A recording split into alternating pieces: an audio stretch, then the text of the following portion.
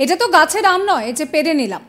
আরজিকর ইস্যুতে সিবিআই তদন্ত এবং সন্দীপ ঘোষকে টানা জেরার পর গ্রেফতার না করা নিয়ে এই মন্তব্য করলেন আইনজীবী বিকাশ রঞ্জন ভট্টাচার্য। শনিবার 31শে অগস্ট সন্ধ্যায় আরজিকরের নির্যাতিতার নাটানগরের বাড়িতে আসেন বিকাশ রঞ্জন ভট্টাচার্য। পরে সাংবাদিকদের প্রশ্নের উত্তরে তিনি বলেন যে পরিবারের সিনিয়র আইনজীবী হিসেবে খোঁজখবর নিতে এসেছি, তদন্তের অগ্রগতি সম্পর্কে জানলাম। তার অভিযোগ, তদন্ত নিয়ে পরিবারের ধৈর্য হারানোর যে খবর সম্প্রচারিত হচ্ছে তাতে সংবাদ মাধ্যমই দায়ী। কারণ এত প্রচার হলে ওরা ধৈর্য হারিয়ে ফেলবেনি। তদন্ত হচ্ছে, তদন্ত হতে সময় লাগে। পুলিশের পক্ষ থেকে সমস্ত তথ্য প্রমাণ এক জায়গায় নিয়ে আসতে সময় লাগে।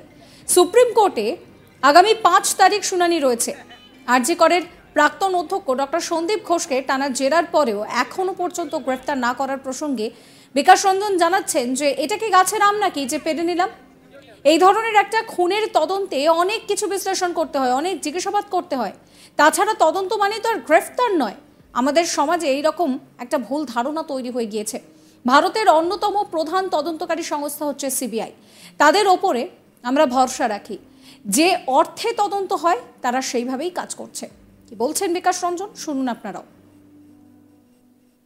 সন্দীপ ঘোষকে দীর্ঘ জেরা করা হলো, কিন্তু এখনো কোনো ফলাফল নেই। সেটা তো এটা কি গাছের আম নাকি যে পেরে নিলাম? এই ধরনের এত বড় একটা খুনের তদন্তে অনেক কিছু বিশ্লেষণ করতে হয়, অনেক জিজ্ঞাসাবাদ করতে হয়। তদন্ত মানে গ্রেপ্তার নয়, এটা ভুল ধারণা আমাদের সমাজে হয়ে গেছে যে গ্রেপ্তার করলে হলো, তা নয়। সিবিআই আমরা ভরসা রাখি, ভারতবর্ষের প্রিমিয়ার ইনভেস্টিগেটিং এজেন্সি। তারা তদন্ত যে অর্থে হয় সে অর্থে কাজ করছে। পরিবারকে বললাম যে আপনারা ধৈর্য ধরুন, আইন ঠিকমতো কার্যকর হবে, তার জন্য ধৈর্য ধরতে হবে। আসলে এত মিডিয়ার প্রচার, এত মানুষ এত কথা বলছেন, তারা বিভ্রান্ত হয়ে পড়ছে, না কিছুই। উনি যে আতঙ্কে আছেন এটা তো আপনারা বুঝতেই পারছেন, এটা প্রশ্ন করার তো প্রয়োজন নেই। উনি আতঙ্কে আছেন, উনি বিপদগ্রস্ত, এটা পরিষ্কার বোঝাই যাচ্ছে ওর আচরণের কথাবার্তা। কি কথা হলো বিকাশ? না না, পরিবারের সঙ্গে একটা পারস্পরিক যোগাযোগ থাকা দরকার। তো আমি ওদের সিনিয়র কাউন্সিল, ওদের আশ্বস্ত করলাম কি হচ্ছে না হচ্ছে, জানতে চাইছিলেন, আর কিছু। কিন্তু ওনারা তো ধৈর্য হারিয়ে ফেলছেন, অনেকদিন হয়ে গেল। ধৈর্য হারাবার জন্য আপনারা উৎসাহিত করছেন। এত প্রচার হলে পরে মানুষ ধৈর্য হারিয়ে ফেলে। তদন্ত হচ্ছে, তদন্ত হতে সময় লাগে। পুলিশের পক্ষে সমস্ত কিছু খুঁজে বার করে তদন্তকে এক জায়গায় নিয়ে আসতে সময় লাগবে। হ্যাঁ, সিবিআই তো পুলিশই, সিবিআই তো অন্য কিছু না। নির্যাতিতার বাবা যেরকম বলছে বারবার, যতটা আশা করেছিল সেইভাবে তদন্ত হচ্ছে না। সেই আশাটা যেটা হচ্ছে সেটা ওরা তো সাধারণভাবে তদন্তের বিষয়টা জানেন না। ওরা যে কোনো, আমি যে আমার সন্তান হারাতে একই রকম ব্যাকুল হতাম, তা নিয়ে এত ব্যাকুলতার জন্যই ওদের মনে হচ্ছে। কিন্তু এই তদন্ত করতে সময় লাগবে, তদন্ত হচ্ছে। সুপ্রিম কোর্টে 5 তারিখ আছে, সেখানেই বিচার করবো আমরা। রাজ্য সরকার তো স্বাস্থ্য দপ্তরের কর্তাদেরকে আড়াল করার মরিয়া চেষ্টা চালাচ্ছে, তার মাঝখানে তদন্ত কিভাবে এগোবে? সেটাই তদন্তকারী সংস্থার কাজ, এই কাজটাই ওরা করবে। এই নিয়ে আমার কলিগ দীপক দেবনাথের একটি রিপোর্ট দেখাবো। দেখো, আরজিকর ইস্যুতে গত 2 সপ্তাহের বেশি সময় ধরে তদন্ত চালিয়ে যাচ্ছে কেন্দ্রীয় তদন্তকারী সংস্থা সিবিআই, কিন্তু এখনো পর্যন্ত তদন্তে উল্লেখযোগ্য কোনো অগ্রগতি আসেনি, এরকমটাই মনে করছেন নির্যাতিতার পরিবার। স্বাভাবিকভাবে কিছুটা ধৈর্য হারাচ্ছে, যদিও সেই কেন্দ্রীয় তদন্তকারী সংস্থা অর্থাৎ সিবিআইয়ের উপরই তারা ভরসা রাখছেন। এরকম বিভিন্ন সংবাদ মাধ্যমে এই খবর সম্প্রচারিত হয়েছে এবং বিষয়টি নির্যাতিতার মা বাবা তারা নিজেরাই স্বীকার করেছেন তারা কিছুটা ধৈর্য হারাচ্ছেন। এরকম একটি প্রশ্নের উত্তরে গতকাল যখন বিকাশ রঞ্জন ভট্টাচার্য, অর্থাৎ এই কেসে নির্যাতিতা পরিবারের হয়ে যে আইনি লড়াই লড়ছেন, সেই বিকাশ রঞ্জন ভট্টাচার্যকে যখন প্রশ্ন করা হয়েছিল যে নির্যাতিতার পরিবার তো তারা ধৈর্য হারাচ্ছেন, সেই প্রশ্নের উত্তরে কিন্তু সংবাদ মাধ্যমকে দায়ী করেছেন তিনি বলছেন যে সংবাদ মাধ্যম বারে বারে করে এই খবর সম্প্রচারিত করছে বলে নির্যাতিতার বাবা মা তারা কিছুটা ধৈর্য হারাচ্ছেন। পাশাপাশি তিনি এও বলেছেন যে এই ঘটনাতে যেন ধৈর্য হারালে চলবে না, অর্থাৎ সেই যে নির্যাতিতার পরিবার তাদেরকে ধৈর্য রাখার অনুরোধ জানিয়েছেন। তিনি বলেছেন এরকম ধরনের একটি খুনের ঘটনায় তথ্য প্রমাণ জোগাড় করা, বিশ্লেষণ করা, জিজ্ঞাসাবাদ করা, সব মিলিয়ে একটা সময় দরকার। সেই সময়টা কেন্দ্রীয় তদন্তকারী এজেন্সি অর্থাৎ সিবিআইকে দেওয়া উচিত, কারণ একটা প্রিমিয়ার ইনভেস্টিগেশন এজেন্সি, সুতরাং তার উপরে ভরসা রাখা উচিত এবং আমাদের সকলেরই ভরসা উচিত। এবং তিনি এও বলেছেন যে এখনো পর্যন্ত তদন্তের গতি প্রকৃতি যেভাবে সেইভাবেই ঠিক পথেই তদন্ত এগোচ্ছেন। এবং তুমি জানো যে এখনো পর্যন্ত এই যে ডাক্তার সন্দীপ ঘোষ অর্থাৎ আরজি করের যে সাবেক প্রিন্সিপাল, প্রাক্তন প্রিন্সিপাল, তাকে পর্যন্ত কয়েক ঘন্টা ধরে রোজই প্রায় টানা জেরা চলছে এবং এই ঘটনায় কিন্তু এখনো পর্যন্ত সন্দীপ ঘোষকে অ্যারেস্ট করা হয়নি বা গ্রেপ্তার করা হয়নি।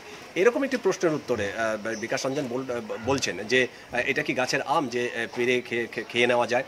অর্থাৎ তার যে অভিমত, তিনি বলছেন যে একটা সমাজে একটা মানে একটা কথা চলে আসছে বা রয়েছে, যে একটা ধারণা রয়েছে যে গ্রেপ্তার করলেই হয়তো তদন্তে অগ্রগতি হয়, এরকম একটি ধারণা আছে, কিন্তু সেই ধারণা ভুল।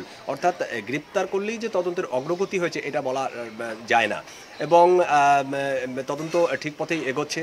তারা যদি মনে করেন যে সেখানে গ্রেপ্তার প্রয়োজন তাহলে সেক্ষেত্রে গ্রেপ্তার করবে, কিন্তু গ্রেপ্তার করলেই যে তদন্তের অগ্রগতি হচ্ছে এমনটা নয়। সুতরাং আমরা দেখা করেছি, তুমি জানো যে গতকাল সন্ধ্যাবেলায় এই বিকাশ রঞ্জন ভট্টাচার্যের নেতৃত্বে একটা প্রতিনিধি দল বামফ্রন্টের তারা এসেছিলেন, এসে দেখা করেছেন এবং কীভাবে আইনি পরামর্শ মানে যে দেওয়া যায় সেই ব্যাপার নিয়েও আলোচনা করছেন এবং তদন্তে কতটুকু এগোলো সেই সমস্ত বিষয় নিয়ে কিন্তু নির্যাতিতার পরিবারের সাথে কথা বলেছেন এবং তাদেরকে পরামর্শ দিয়েছেন।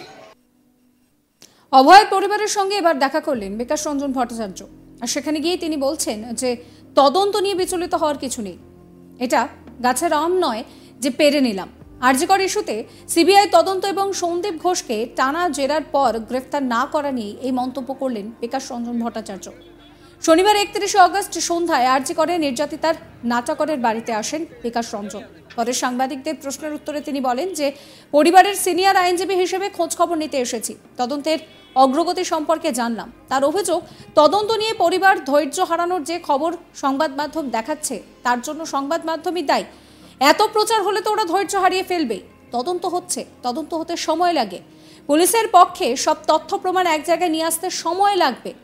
সুপ্রিম কোর্টে আগামী 5 তারিখ শুনানি রয়েছে। কি বলছেন তিনি শোনাবো আপনাদের আরো একবার। সন্দীপ ঘোষকে দীর্ঘ জেরা করা হলো কিন্তু এখনো কোনো ফলাফল নেই, সেটা তো এটা কি গাছের আম নাকি যে পেরে নিলাম? এই ধরনের এত বড় একটা খুনের তদন্তে অনেক কিছু বিশ্লেষণ করতে হয়, অনেক জিজ্ঞাসাবাদ করতে হয়।